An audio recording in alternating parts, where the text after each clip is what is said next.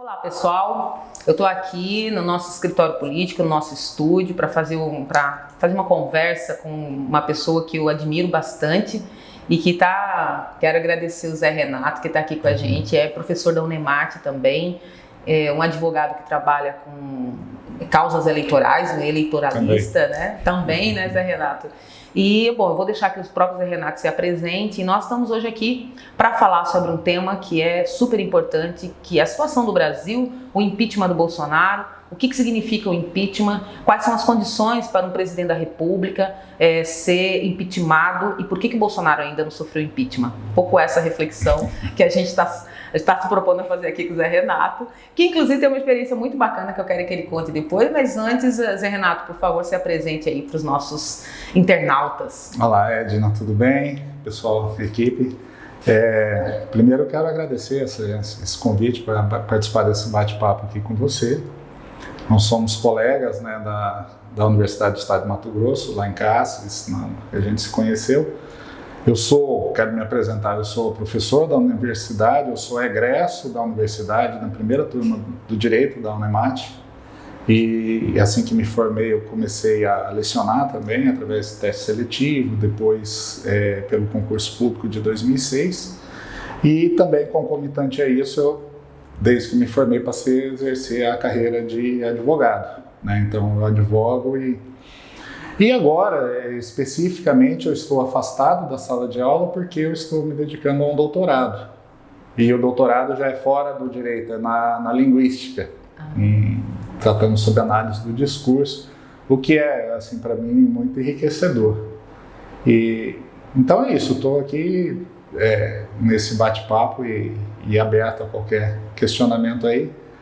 Certamente não terei as respostas, né? O que não acontece, não terei as respostas assim completas, mas a gente vai trocando ideia. Sim, claro. Aqui a gente é um bate-papo mesmo, né?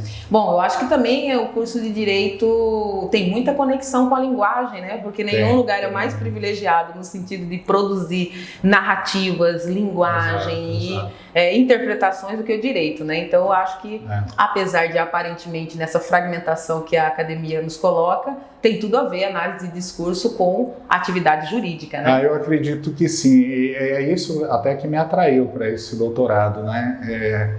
Inclusive eu pretendo trabalhar, o meu projeto do doutorado é sobre análise do discurso, análise do discurso na questão da participação feminina na política, Olha que participação bacana. das mulheres no parlamento brasileiro. Então, nós pretendemos analisar isso, mas não sobre o aspecto, sobre o viés jurídico, e sim da linguística, né?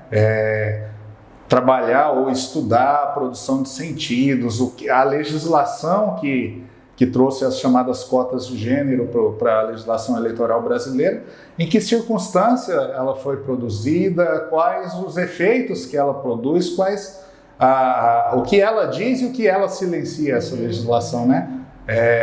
A gente pretende estudar assim, até que ponto esta legislação realmente busca inserir a mulher na discussão política ou até que ponto ela também não serve para legitimar a exclusão, né? Para justificar a exclusão de alguma forma.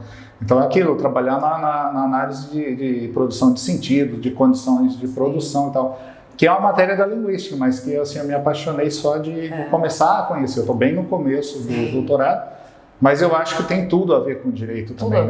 Tem tudo a ver com filosofia do direito, exato, né? Exato. A produção do sentido do direito positivado, né? De onde vem isso, né? E qual a perspectiva, para onde pode levar. Você está falando isso, eu estou lembrando, eu tenho muitos casos, né?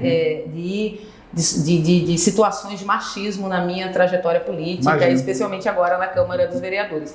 E é uma coisa interessante, porque o machismo ele é tão sutil que se você acusar um homem que ele está sendo machista com você por determinadas atitudes que são comuns para ele, você sempre é tomada como alguém que está fora do contexto, né? Tipo, que as pessoas estranham, né?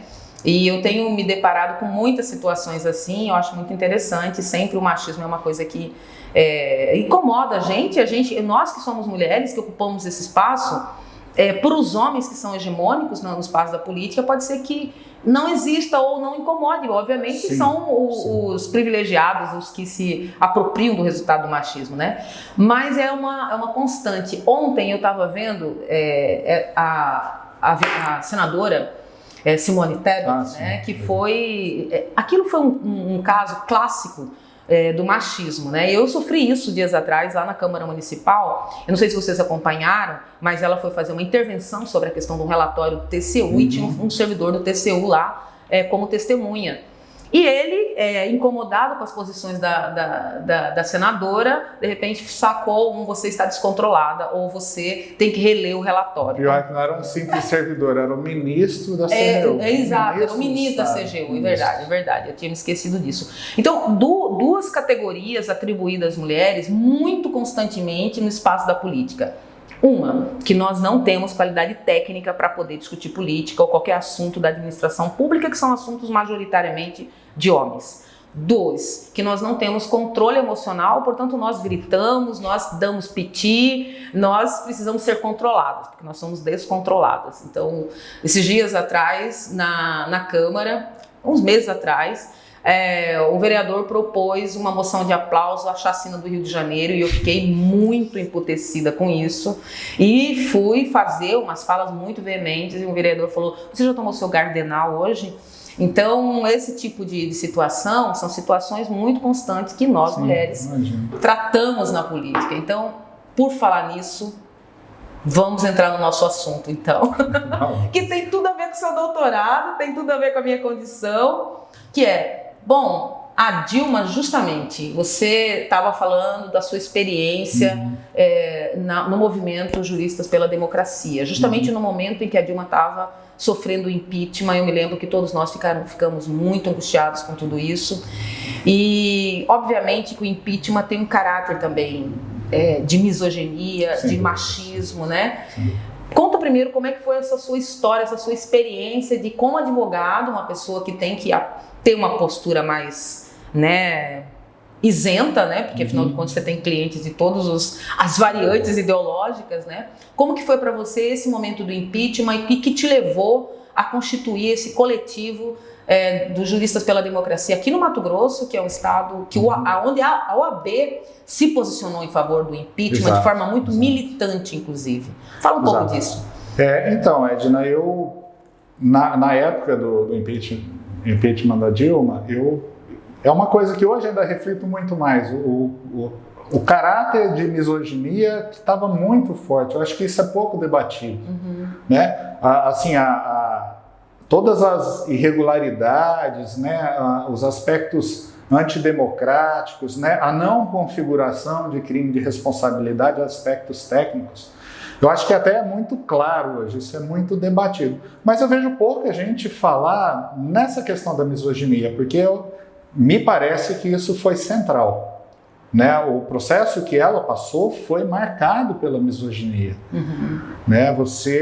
É isso, caracterizaram ela, inclusive, em capa de revista como uma histérica, Meu Deus, você compara ela com o que nós temos hoje à frente da presidência da República e não se vê isso, né? Quer dizer, no máximo, não, o cara é o jeito dele, né? Ele tem as opiniões dele e tal. Então, aquilo, eu acho que é um aspecto que tem que ser melhor debatido, essa questão da misoginia, que eu achei foi violento. E eu acho, até só uma opinião aqui, nem tanto refletida, mas a própria esquerda não debate isso. Né? Eu vejo as manifestações do Lula, por exemplo, é claro que ele defende que foi um golpe e tal, mas eu ainda vejo um pouco enfrentamento dessa questão, desse aspecto da misoginia no impeachment da Dilma, né? E então, nessa época, inclusive eu fazia parte de alguma forma da OAB de Mato Grosso, porque eu estava no Conselho da Escola Superior de Advocacia. Eu era conselheiro da Escola Superior de Advocacia e era também vice-presidente da Comissão de Direito Eleitoral da OAB de Mato Grosso. E naquela época eu me senti bastante angustiado, porque a OAB, isso me feria bastante, ela estava marchando com aquele pessoal que pediu o impeachment, né, que protestava pelo impeachment. Então, aquilo me chateou bastante. A OAB marchou ao lado, inclusive aqui em Cuiabá, de pessoas que defendiam a ditadura militar, que defendiam abertamente uma quebra do Estado Democrático de Direito. E me chocou muito ver a OAB naquele momento, naquela situação. Expressei pelos meios que me eram possíveis esse descontentamento e logo fiquei até bastante feliz de conhecer esse grupo, que eram os Juristas pela Democracia, e me integrei de alguma forma a eles, participei de reuniões, né? Embora eu não tenha essa militância toda, mas aquilo me chamou, que era preciso ter uma tomada de posição de alguma forma, porque me violentava ver a minha instituição, a OAB, marchando ao lado de golpistas, né, de pessoas que defendiam a ditadura militar e sem constrangimento. Aqui na rua de Cuiabá você ia marchando lado a lado, a OAB e bandeiras de abaixo Congresso, fecha STF e tal, golpe mesmo, volta dos militares, então aquilo me chocou. Então eu acabei me integrando a esse grupo dos Juristas pela Democracia, que na verdade reúne, além de juristas, professores e tal, acho que o nome que acabou ficando pequeno para o tamanho do grupo, para o que ele representa. E participamos de algumas manifestações, né? Inclusive frente à OAB, um ato de repúdio à posição da OAB e tal. E na época, como eu disse, eu ocupava 2 cargos que eram de alguma forma de direção dentro da OAB. Eu acabei me desvinculando, eu conversei com o presidente Leonardo à época e mandei oficialmente me desvinculando e explicando por que eu estava abdicando, renunciando àqueles 2 cargos dentro da OAB. É claro que eu sofri mais críticas do que do lado dos advogados, né? A advocacia, o direito é conservador, a gente não tem como negar isso, né? E mesmo a classe dos advogados é uma classe, em sua maioria, conservadora, mas por outro lado tem grandes amigos e pessoas também que reconheceram que era necessário tomar uma posição, né? Então aí fizemos inclusive uma manifestação em frente da Ordem dos Advogados do Brasil aqui em Mato Grosso, protestando contra a tomada de posição da OAB, né? Inclusive o César participou também de todo esse movimento, seu filho. E então foi isso, fomos à imprensa na época, né? E infelizmente o golpe que a gente dizia que não ia acontecer, aconteceu, né? Mas eu acho que foi importante, foi uma tomada de posição, né? Um amadurecimento político da nossa sociedade sem também. Dúvida, sem dúvida. Agora, recentemente, a OAB ainda declarou que não era a favor do impeachment do Jair Bolsonaro. Mas veja, a OAB de Mato Grosso. A OAB de Mato Grosso. Há uma divergência muito acirrada grande, entre a OAB Nacional e a OAB de Mato Grosso. Mas a direção que apoiou o impeachment da Dilma hoje é a mesma ainda, continua numa posição que é a defesa desse Estado que é um Estado dissolvente, né? Eu fico pensando, sabe o quê? Você que está fazendo doutorado aí na linguística, né? Como é que pode uma pessoa ser conservadora e se alinhar ao lado da extrema-direita? Se a extrema-direita não é conservadora. Quando você fala assim, a democracia que nós temos, que democracia que é essa? É uma democracia liberal, organizada pelo poder do capital, instituída a partir de um princípio de competição e de poderes, né? Então, a autonomia dos poderes tem a ver com a competição dos poderes, né? Que causaria o equilíbrio. Então, quando a extrema-direita vai à rua pedir o fechamento do STF, quando luta pelo impeachment da Dilma, que sem crime de responsabilidade foi tirada do governo, quando enfrenta a questão da atividade parlamentar como uma atividade completamente tutelada pelo Executivo, e destrói os instrumentos de gestão, de governança, não é conservadorismo isso. Sim. É uma contradição, não é? Exato. Eles estão querendo conservar o quê? É um retrocesso. É um retrocesso, é uma destruição e não uma conservação. Exatamente. Porque as estruturas de poder, elas estão todas organizadas para impedir que haja, por exemplo, uma sociedade igualitária.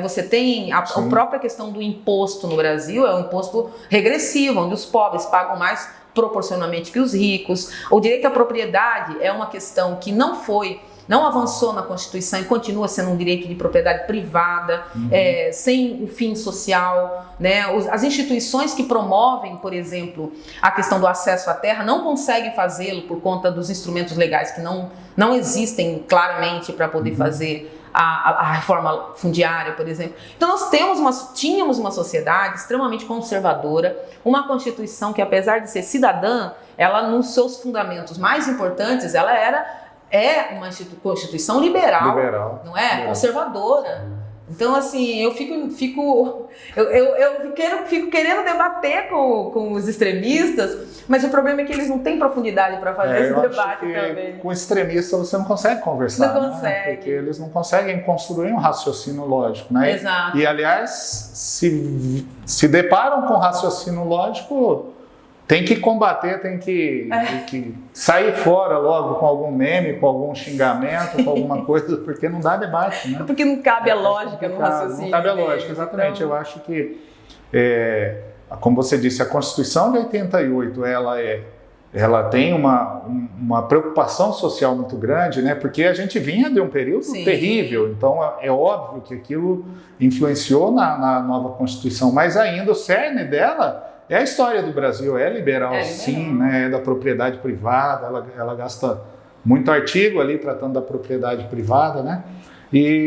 Mas assim, hoje, se a gente tiver aquela Constituição, já seria um paraíso, né? Porque ela vem sendo desmontada, né? Inclusive daria mais estabilidade aos capitalistas, né? Sem dúvida. Se você tem um Estado social onde a pobreza se mantém em um equilíbrio, né? Se você tem um Estado social onde o Estado presta os serviços sociais para que a população se mantenha ajustada nessa sociedade, você tem muito mais condições de produzir acumulação do capital, tendo a comunidade e a sociedade sob controle. É isso, como você disse, é difícil debater com extremista, mas se eles estudassem um pouquinho a história, iam descobrir que o estado de bem-estar social surgiu justamente num momento em que ia haver uma ruptura. Então é justamente para melhorar, dar condições mínimas àquelas pessoas mais desprovidas de recursos, para evitar uma revolta até, né? Para evitar a ruptura do tecido social. Exato. Então, se raciocinassem um pouco, não seriam extremistas, né? Sim, com certeza. Porque sabem que está caminhando para um estado de ruptura mesmo, né? Um estado de falência mesmo. De falência. Né? De falência das instituições, de falência da própria sociedade, né? Agora, você acha que a gente está vivendo um período de exceção? Veja, Edna, eu acho que a gente está muito próximo, né? Eu não diria uma exceção absoluta, porque não foi quebrada a ordem constitucional, pelo menos não formalmente, né? A gente ainda tem, apesar dos avanços, apesar das violências cometidas, né, principalmente pelo presidente da República, pelo governo atual, contra as instituições, mas de alguma forma as instituições, o Supremo Tribunal Federal reagiu, né? Então, assim, eu acho que não chegamos a um estado de exceção, mas estamos sempre beiradeando ele, né? A tentativa de romper, a tentativa de se constituir estado de exceção é diuturna, né? Eu acho que o presidente da República atual, ele tenta a todo momento isso, talvez até, eu acho que como um sinal já de desespero, de conscientização de que está acabando, né, a farsa que ele montou em torno de defesa da família, de defesa de combate à corrupção, né? De cristianismo. Então acho que isso assim, vai se evidenciando que isso era uma falácia e aí talvez até com o temor de ser apeado do poder por um processo judicial, por um processo político de impeachment ou mesmo pelo próximo pleito eleitoral, eu acredito que ele vai tentando a todo momento instaurar um estado de exceção. Acho que ainda não conseguiu. Mas ele já fragilizou demais o Estado Democrático de Direito. Eu acho que já fragilizou ao máximo as instituições, né? Tanto é que o Brasil, tanto internamente por aqueles que refletem um pouco mais sobre o país, quanto externamente, né? O país virou um pária, né? Mundial. Não vimos agora na ONU, quer dizer, um país que está totalmente desacreditado, foi desconstruído, né? Exato. Então, eu penso assim, não estamos vivendo um estado de exceção porque não houve essa ruptura, não houve um consenso das elites, bem lembrado também, e eu acho que não haverá, me parece que não, porque é isso, alguns pensam, alguns da direita, não é porque é a direita que nós vamos criminalizar, mas alguns mais conservadores raciocinam, né? Sim. Conhecem a história, ou estudam, ou pensam um pouquinho mais. Então, talvez por isso mesmo a própria elite não deixe o presidente da República fazer aquilo que ele pretende fazer. Mas eu creio que desde 2000, na verdade começou em 2013 mesmo, né? Com aqueles protestos lá que ninguém sabia bem o que era, mas desde lá a democracia brasileira vem enfraquecendo e foi violentamente golpeada, né, com o impeachment da presidente Dilma, e de lá para cá, tanto sobre Michel Temer, mas principalmente sobre Jair Bolsonaro, a democracia é fustigada dia e noite. Dia e noite. Agora é engraçado que na própria democracia, não sei se você concorda com o que eu vou falar aqui, mas a própria democracia ela é um sistema tão frágil que ela deixa elementos que são elementos da sua própria contradição, né? Porque, por exemplo, nós temos um sistema presidencialista que governa por um sistema de coalizão, ou seja, diferentes partidos elegem os seus parlamentares para o Congresso Nacional e aí são esses parlamentares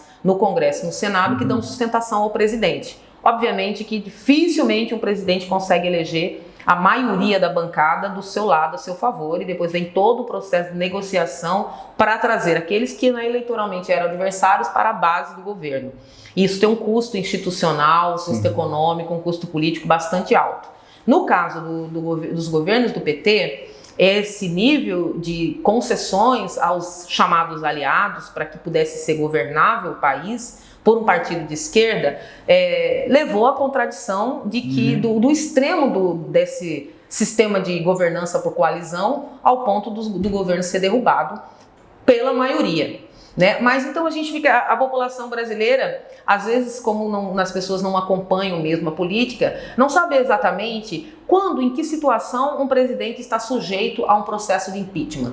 O processo de impeachment é uma questão estritamente política, basta ter maioria que a gente derruba o presidente, ou a Constituição determina critérios técnicos onde seja admissível a abertura de um processo de impeachment.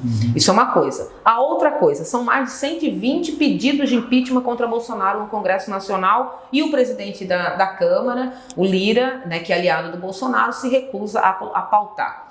Pode o presidente, a seu bel prazer, decidir se ele coloca ou não para discussão e votação numa casa legislativa um processo de impeachment? Então, duas perguntas. Primeiro, quais são os critérios objetivos para abrir um processo de impeachment contra um presidente da República? Segundo, da liberdade do presidente da Câmara abrir ou não um processo diante de tantos pedidos e tantas denúncias?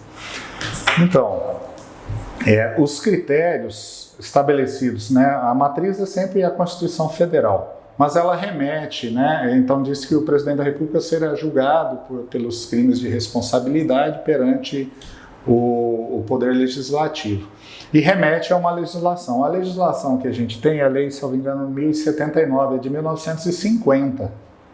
Uma legislação de 1950.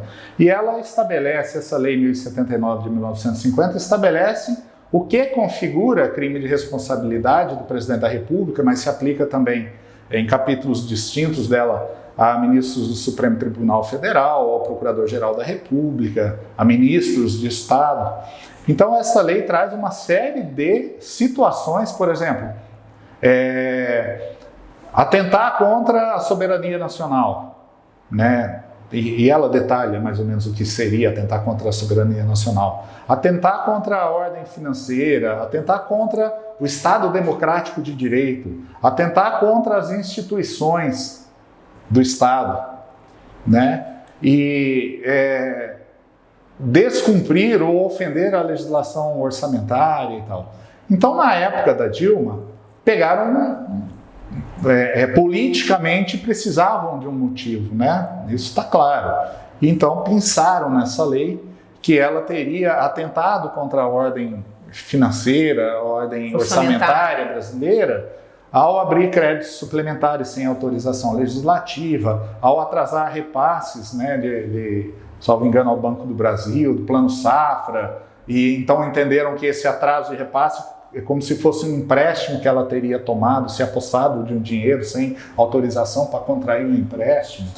Então, uma série de aspectos muito técnicos, né, que foram pinçados dessa lei e com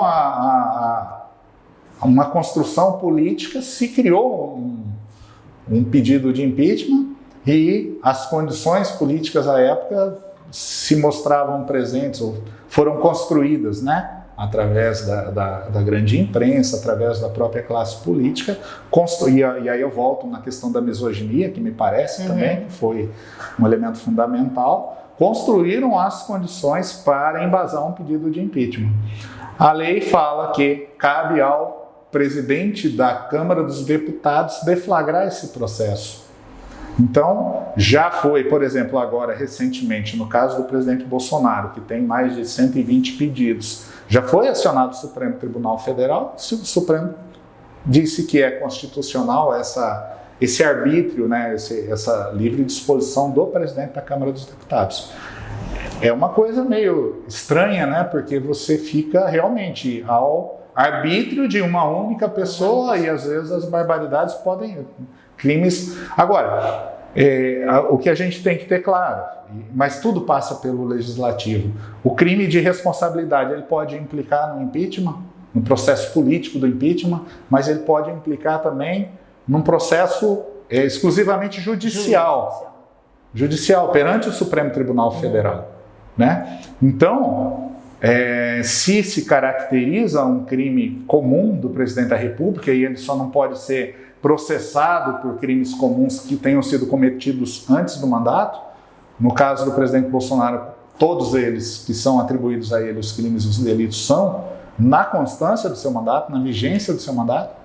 Então, caberia também um processo judicial que poderia levar à destituição do presidente da República. Agora, para isso, precisaria da atuação do Procurador-Geral da República, que é o titular exclusivo da ação penal pública.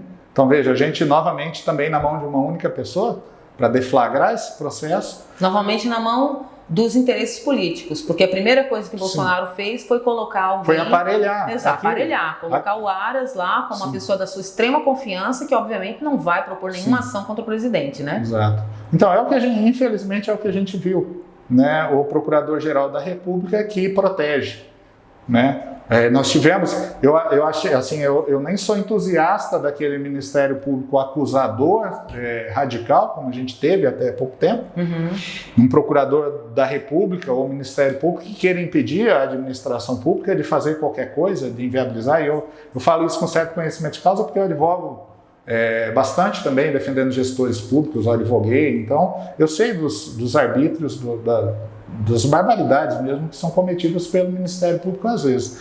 Só que nós estamos na situação oposta agora, um Procurador-Geral que é um Protegedor-Geral da República. Exatamente. Né? Então ele barra as iniciativas.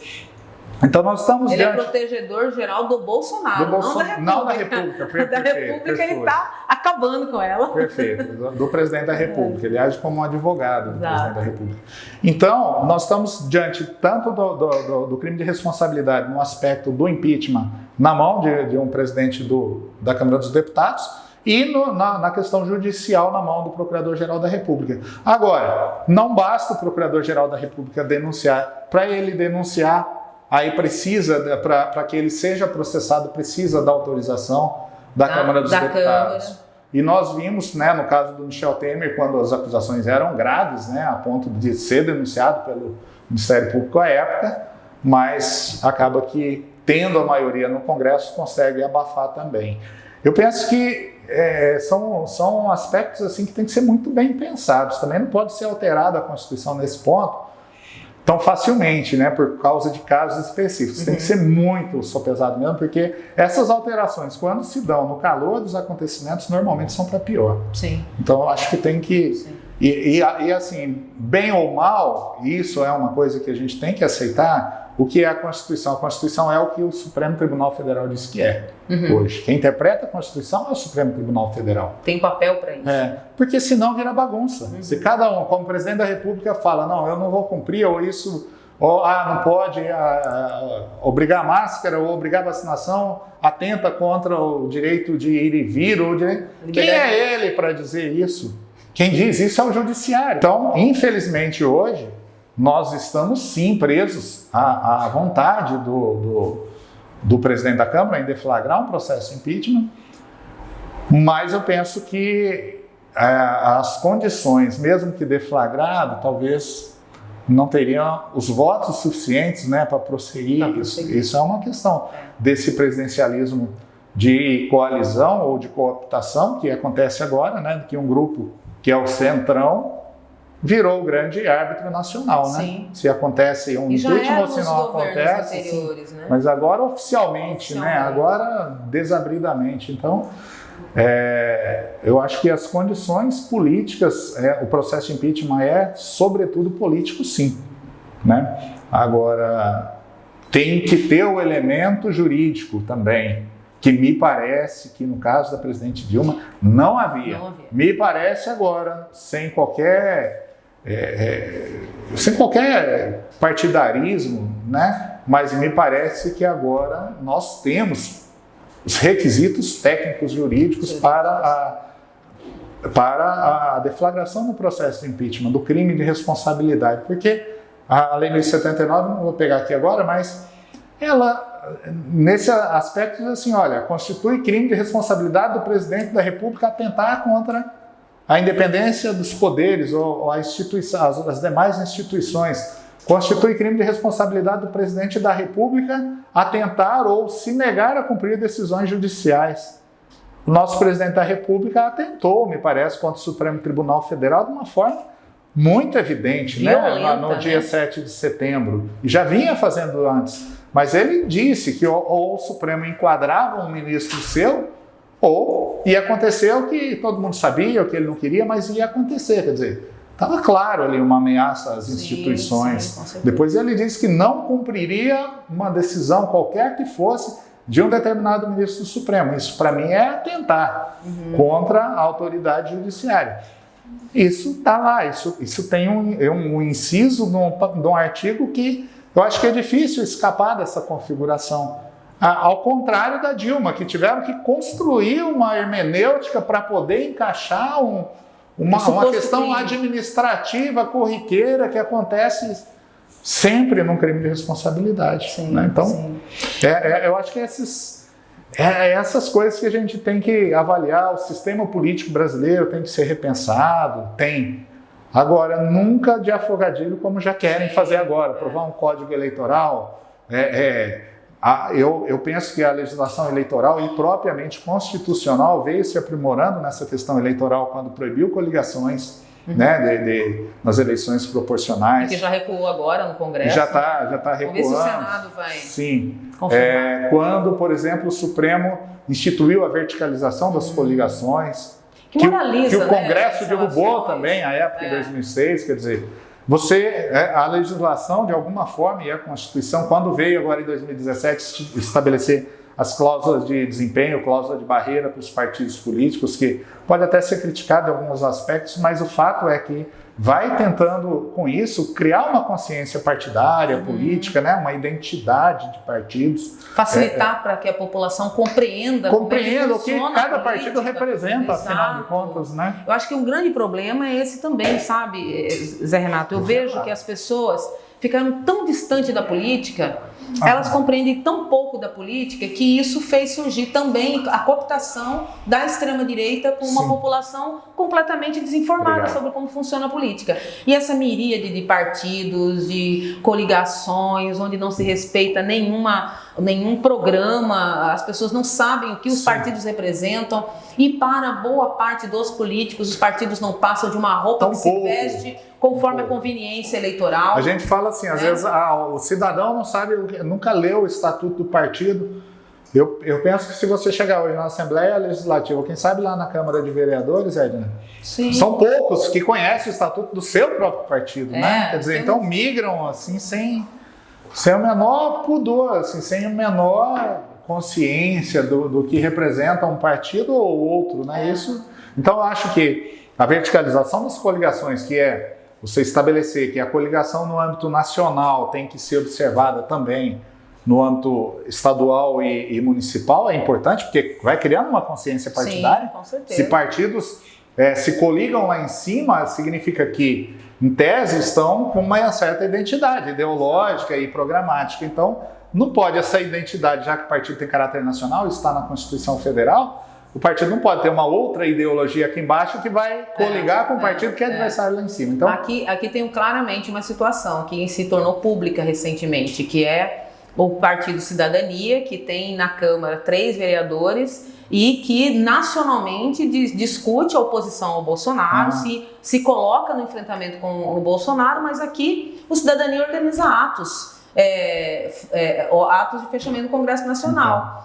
Então, assim, aí você olha e você fala assim, os caras não sabem para que serve o partido. Exatamente. Né? Então, essa situação é muito ruim. Eu defendo que não haja coligação dentro de um espectro para as proporcionais, nas majoritárias. Precisa ter um espectro ideológico programático, onde a população consiga reconhecer quem são aqueles que estão propondo uma candidatura majoritária. Sem dúvida. Porque senão você não fortalece os partidos para dentro dos agentes políticos, que usam os partidos como roupa conforme a conveniência, e para a população também você não trabalha no sentido de despertar a consciência de quem é quem nesse jogo, né?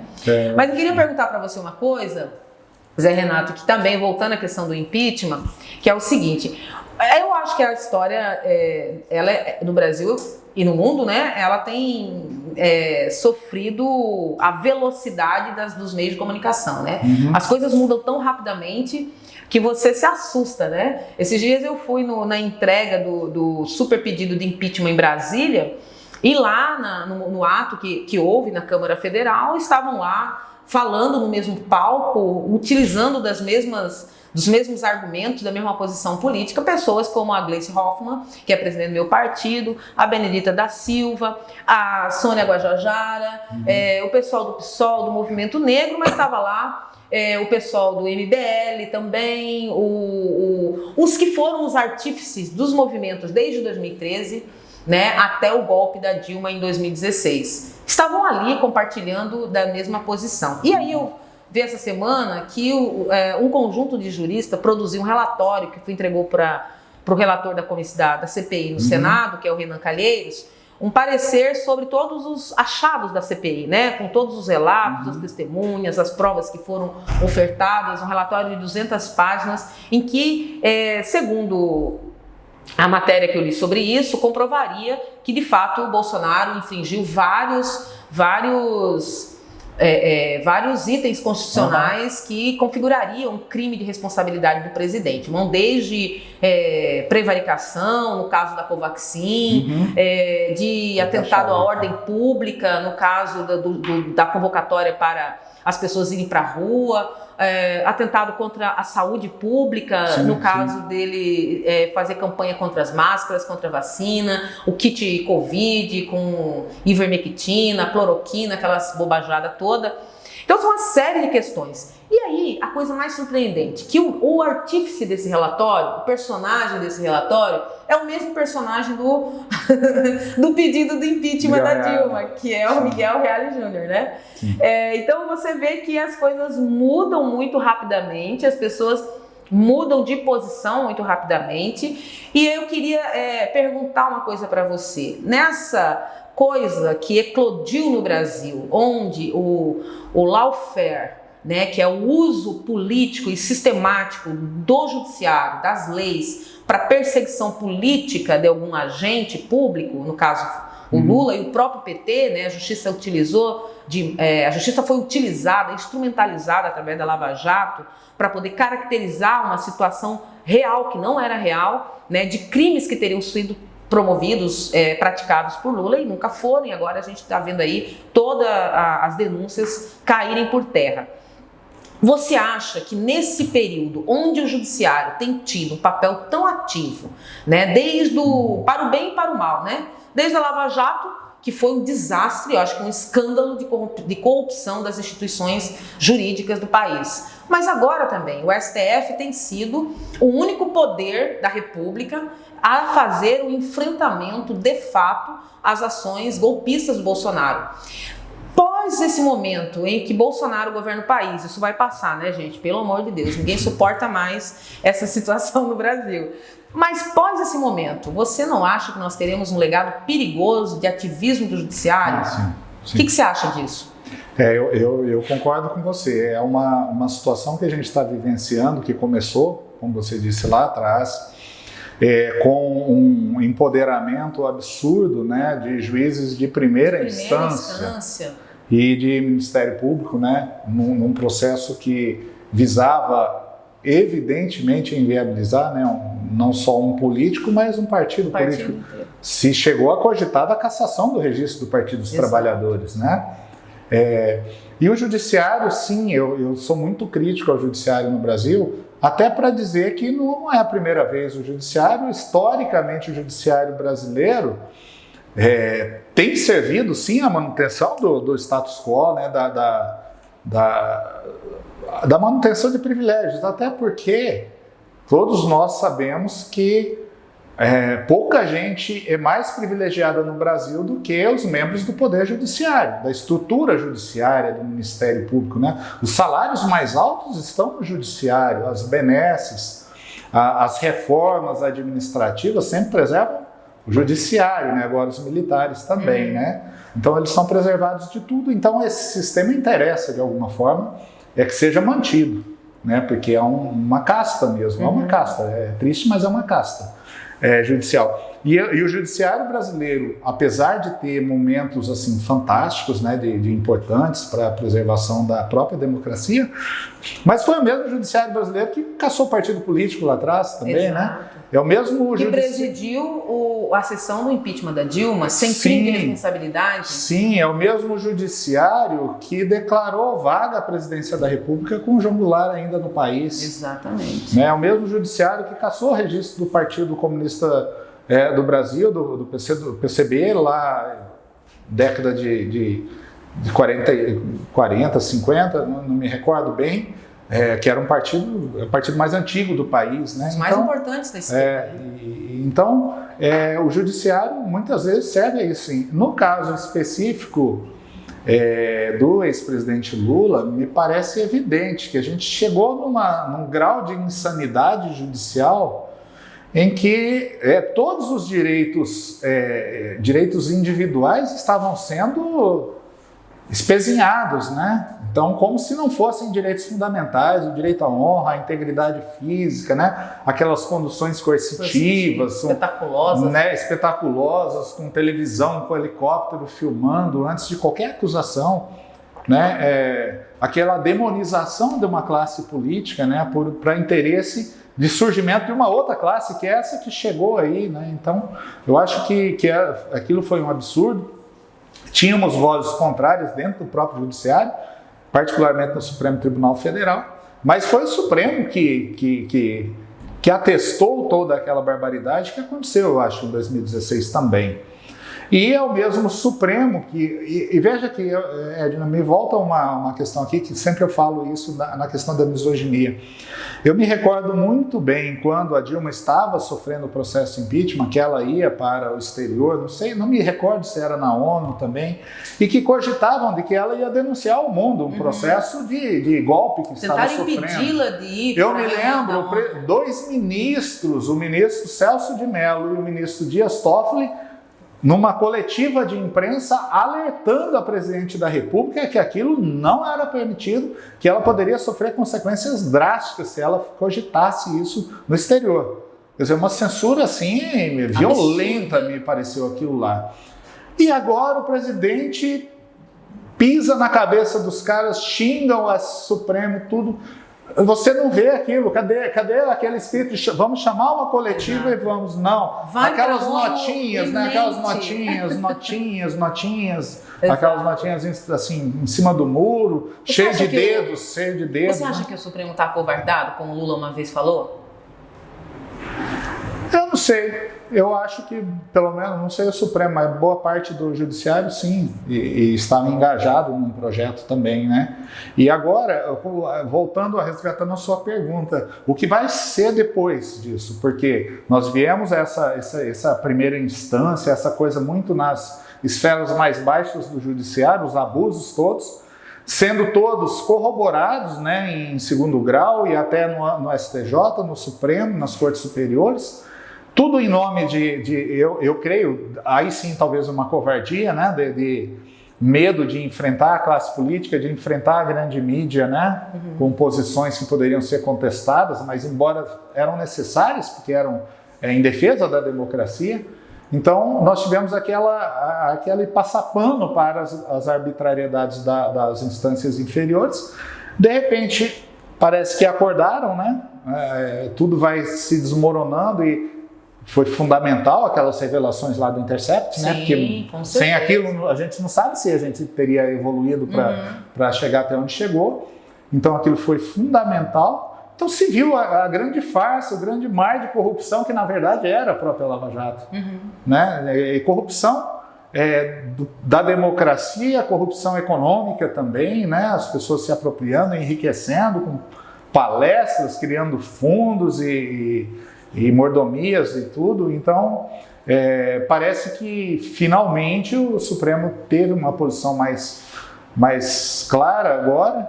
E aí, como na sequência vem aquela direita que consegue derrubar um presidente da República legitimamente eleito, uma mulher, né, que vinha depois de um governo de um operário, né, que vinha com muito sucesso, parece que começou a incomodar demais.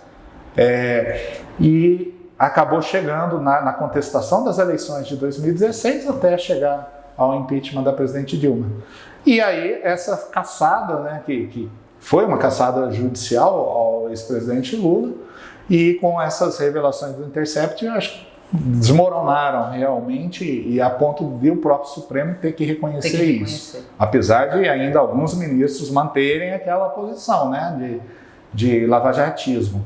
Mas, então, vem Michel Temer, conservador, né, já desmontando, destruindo a Constituição de 88, e na sequência a extrema-direita, o extremismo absoluto do Jair Bolsonaro, que também vai desmontando todo o arcabouço constitucional, e aí o Supremo começa a reagir. Agora, assim, foi muito leniente lá atrás e agora está tendo que tomar posições muito duras. Sob pena se não tomasse, a gente fica sob pena dessa pandemia estar numa situação que já é uma barbaridade, mas estaria muito pior. Né? Se o Supremo não tivesse dito que os governadores e prefeitos têm, que a responsabilidade é concorrente com a presidência da República, talvez a gente fosse, o morticínio aqui ia ser um escândalo mundial, o maior de todos os tempos do mundo inteiro. Né? Porque se a gente não tivesse desenvolvido vacina, se não tivesse usando máscara, acho que ia ter uma dizimação da população brasileira.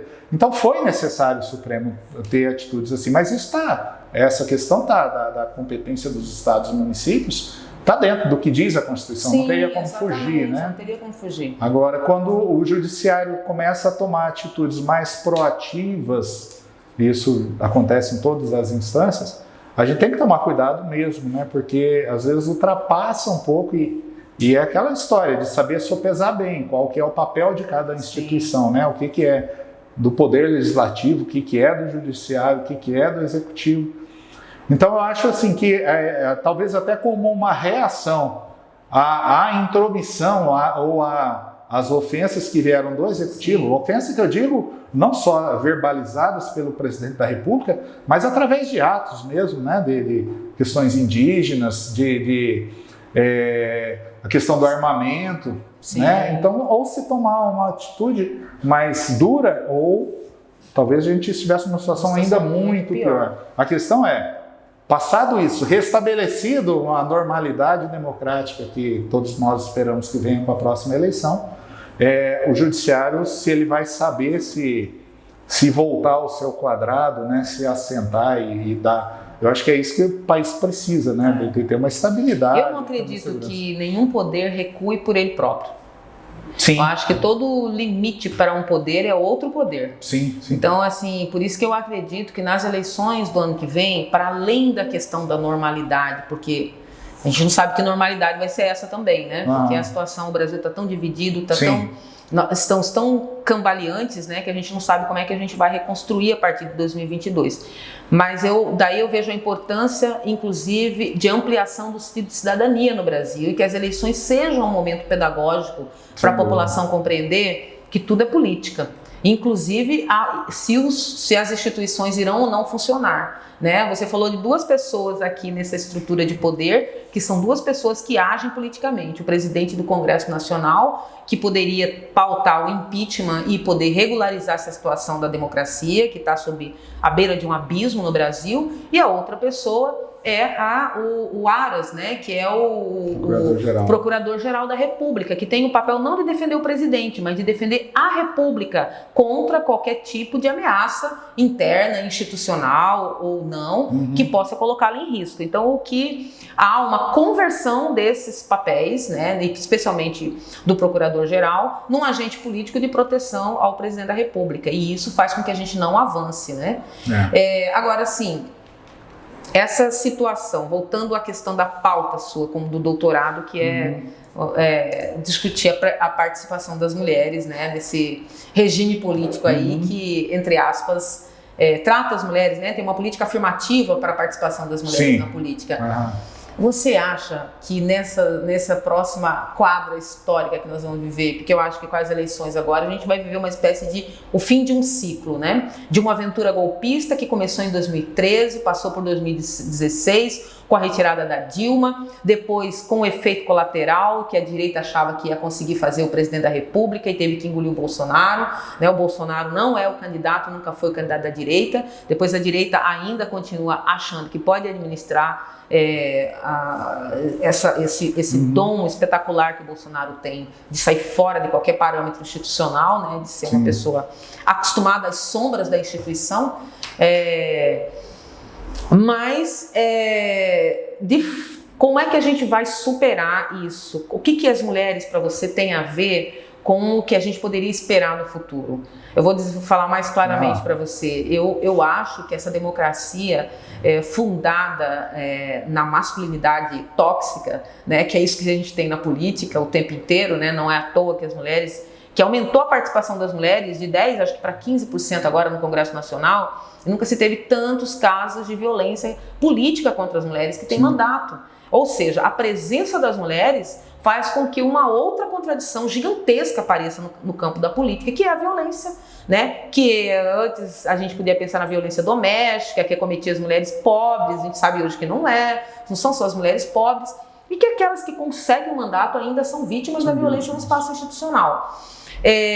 Você não acha que essa ascensão da extrema-direita, essa política feita pelos homens, demonstra um esgotamento? Eu fico pensando se é possível pensar em democracia com a exclusão das mulheres da política. E aí, quando eu falo de exclusão, eu estou falando de exclusão mesmo, porque não adianta ter uma Edna Sampaio, uma Michele Alencar na Câmara dos Vereadores, quando a gente sabe que são 25 e os outros todos são homens os eleitos. Na Câmara, na Assembleia Legislativa tem uma mulher. No Congresso Nacional, nós temos agora um percentual maior entre Congresso e Senado, nós temos em torno de 15% de mulheres ali. Como pensar numa democracia quando você exclui mais da metade da população do processo?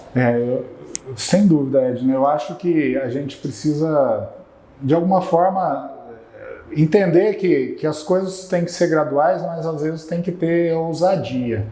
Então, assim, eu defendo já há algum tempo, eu comprei essa ideia de quem pensa isso mais a fundo, que a gente teria que partir para uma situação mais radical é até absurdo falar que igualdade é radicalismo, né? Mas uma posição mais se for de gênero, né? Mais forte de a gente reservar cadeiras mesmo no parlamento brasileiro, né? Tem uma reserva de cadeiras, as mulheres são 51%, 51% e alguma coisa. Por que não tem esse percentual de cadeiras no legislativo brasileiro? Então eu acho que deveria sim haver uma reserva de cadeiras, porque aí avança. Né? Nós temos países, a própria Bolívia aqui ao lado, que aconteceu isso, Chile. Então você, a partir da presença da mulher majoritária, ou aliás, maciçamente, você tem aí a discussão de políticas públicas próprias das mulheres, né? Eu me lembro, lá na Unemate, há coisa de uns 2 anos, a gente ainda fazendo um debate sobre isso, num evento lá, e eu até botei como exemplo, quando estavam tratando isso na época do Michel Temer na presidência ainda, tratando de alterações no Código Penal, lá sobre a questão do aborto, né, se iria agravar ou se iria facilitar as possibilidades legais de aborto, ou se iria restringir mais. E a comissão na Câmara dos Deputados era formada por 19 deputados, 18 homens e uma mulher, discutindo se a mulher teria o direito ou não ao aborto. Então, quer dizer, aí é um exemplo claro, né, de que precisa a mulher estar presente ali. Então, eu acho que é uma questão de garantir legalmente, mas também buscar uma conscientização, que eu não sei, não tem também a fórmula certa, Edna, mas uma consciência de classe aí. Vou dizer para você, muitas mulheres, inclusive no parlamento, que chegam lá, mas têm atitudes machistas.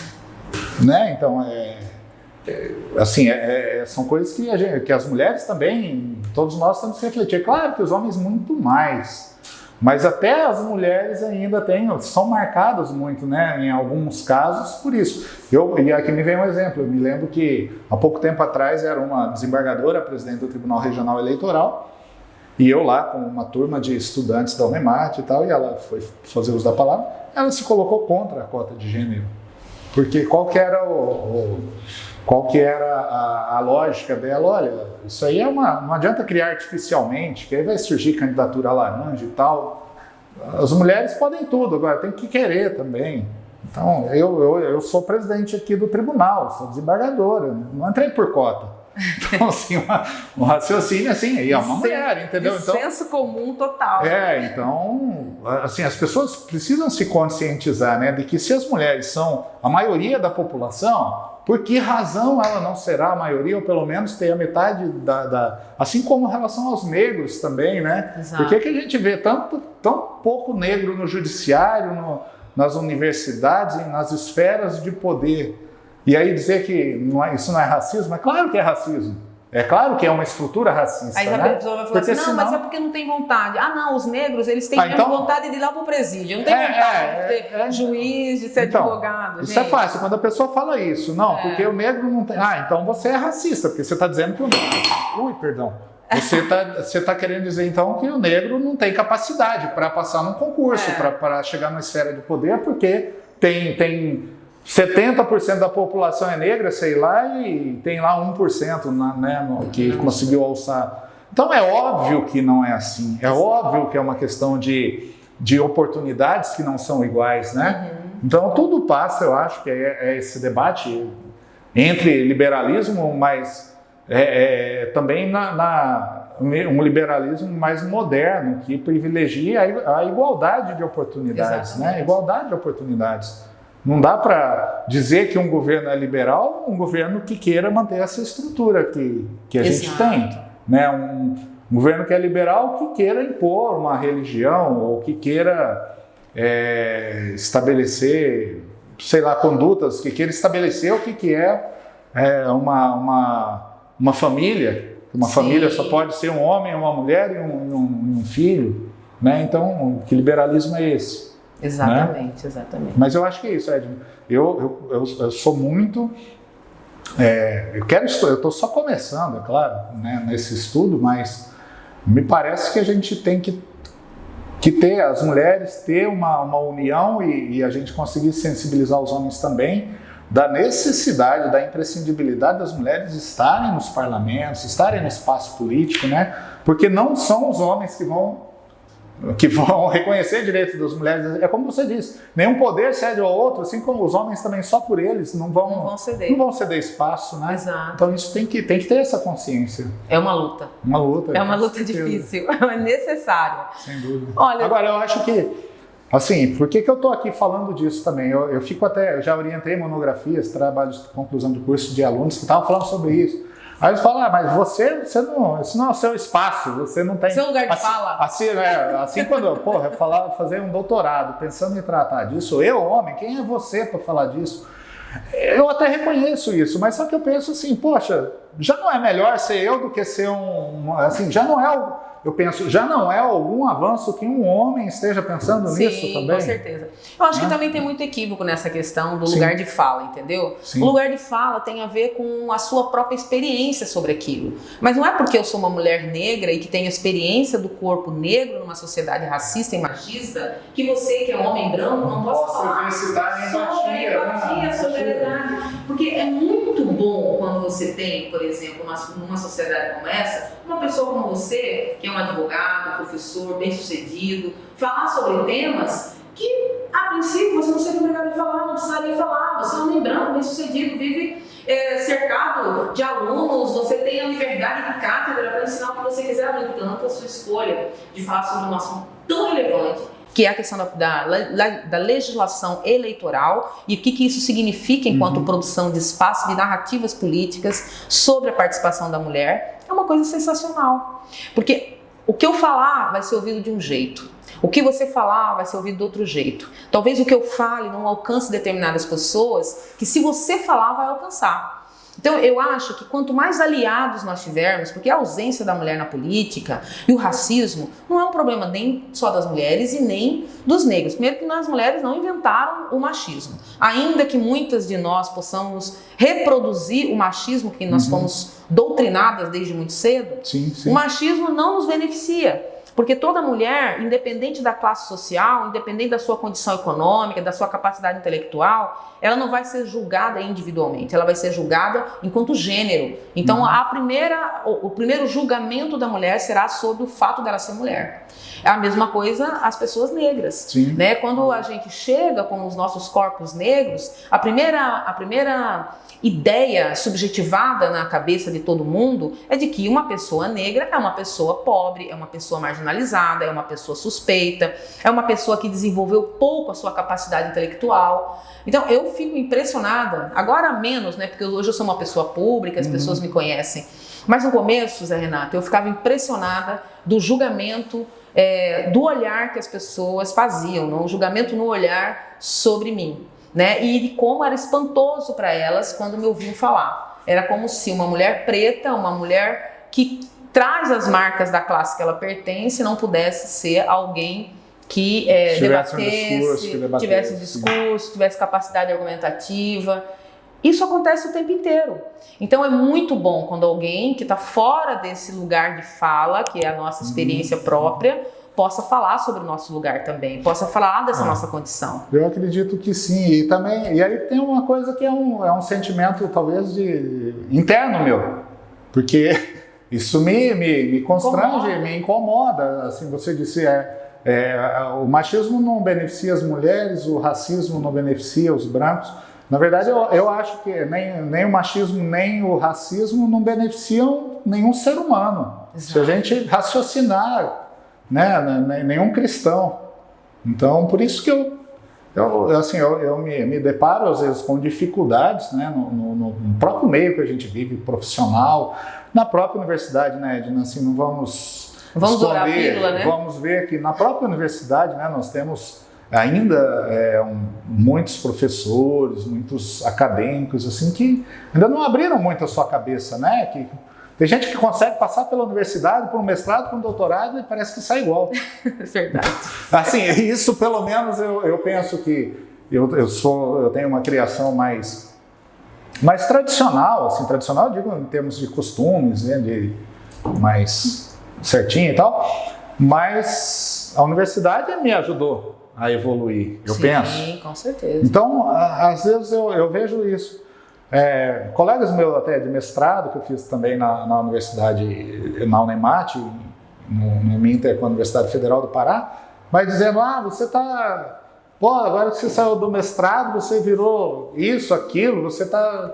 Falei, cara, e não foi para isso que eu fiz. Não é para evoluir que a gente está fazendo, né? Se fosse para continuar do mesmo jeito, não precisava fazer, né? Exatamente. Então, é isso, a gente tenta evoluir, né, Edna? Eu acho que pelo menos posso até não conseguir sempre, posso dar muito passo para trás, mas a ideia é essa, de melhorar como ser humano, né? Tem que ser, eu acho. Né?